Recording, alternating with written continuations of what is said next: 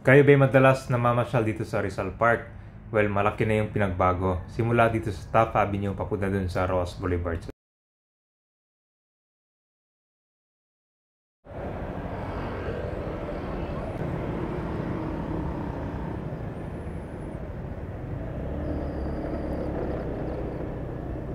Wow! Talaga namang ang laki ng pinagbago ng Rizal Park ngayon.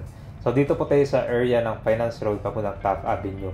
So yung dating sidewalk dito na maliit lang, pinalawak na siya ngayon. Kitang-kita mo, napakaganda at malinis tignan kapag ganito. Puting-puti siya.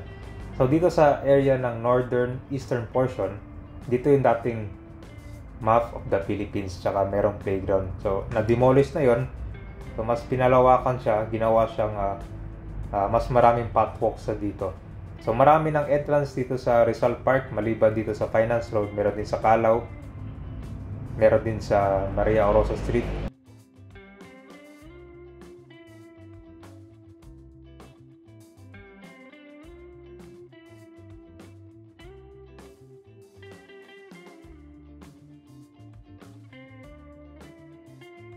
Papunta tayo ngayon ng Calao Avenue. So dito naman meron din itong isang entrance. Maraming entrance, mas madali yung access papasok dito sa northern eastern portion ng Rizal Park. So ito po yung Calao Avenue. Dati halos araw-araw yung clearing operation dito para matanggal yung mga ilang obstruction sa mga vendors. So ito naman yung isang entrance.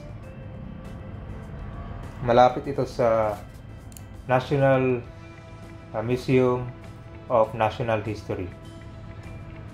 So dito meron yung sakayan ng Kalesa pag gusto nyo mag-ikot sa Intramuros. So makikita mo kabayan yung pagbabago dito, itong pathwalk. Mas nilawakan na siya. Meron ng mga lampos. Actually ganitong oras, maraming mga nagja-jogging. Dagsa na yung mga turista dito. So punta muna tayo dun sa area ng kung saan nagkaroon ng redevelopment. Pakita ko muna sa inyo yung mga pagbabago. Yan yung merong dating Philippine map. Merong entrance dito pagkalabas nyo sa kabila. Pero ito isa sarado pa.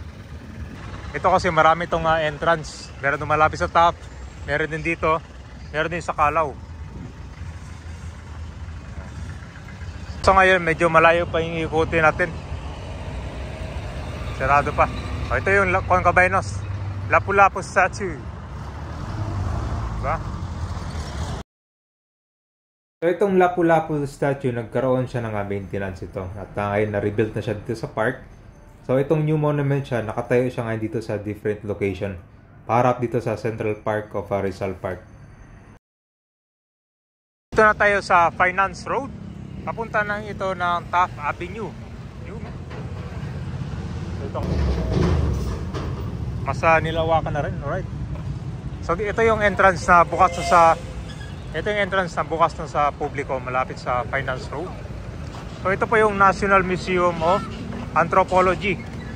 Sa kabila naman yan po yung National Museum of History.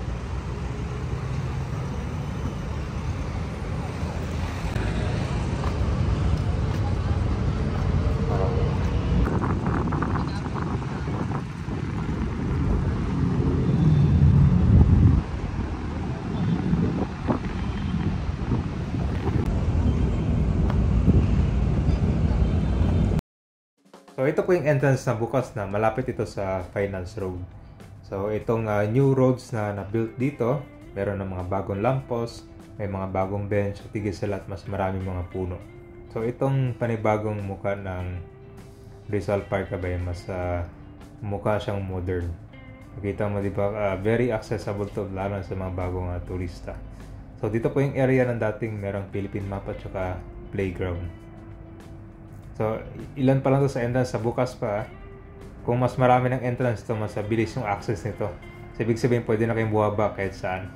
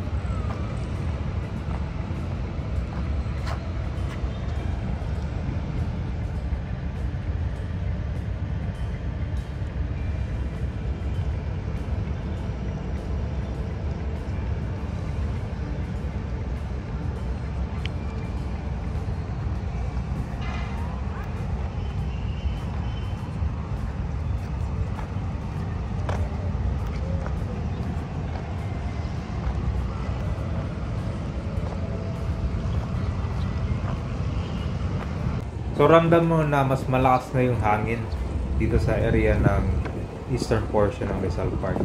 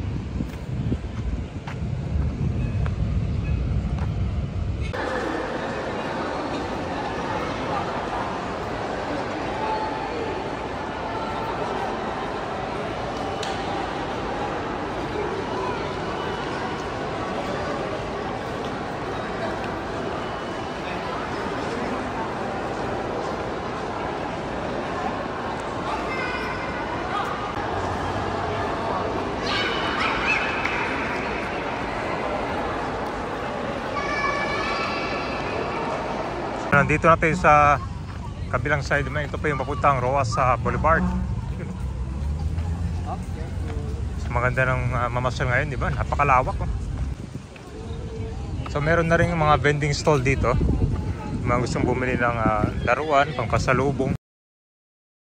So pagsapit ng alas 5, nagsisimula na yung dancing fountain.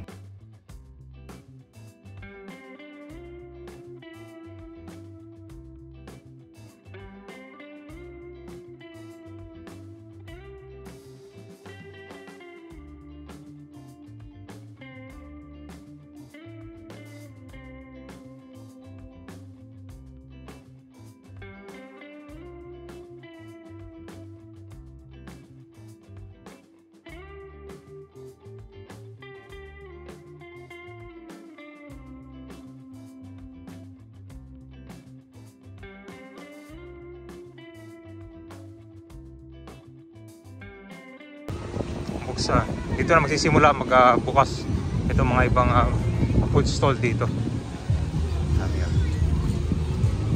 Ayan, tamang food trip. Kaya yung mga papasok pala dito, hindi nyo na kailangang bumili ng pagkain. Yung mga papasok dito kabayan, pag naghahanap ng pagkain dito marami. Foods, drinks,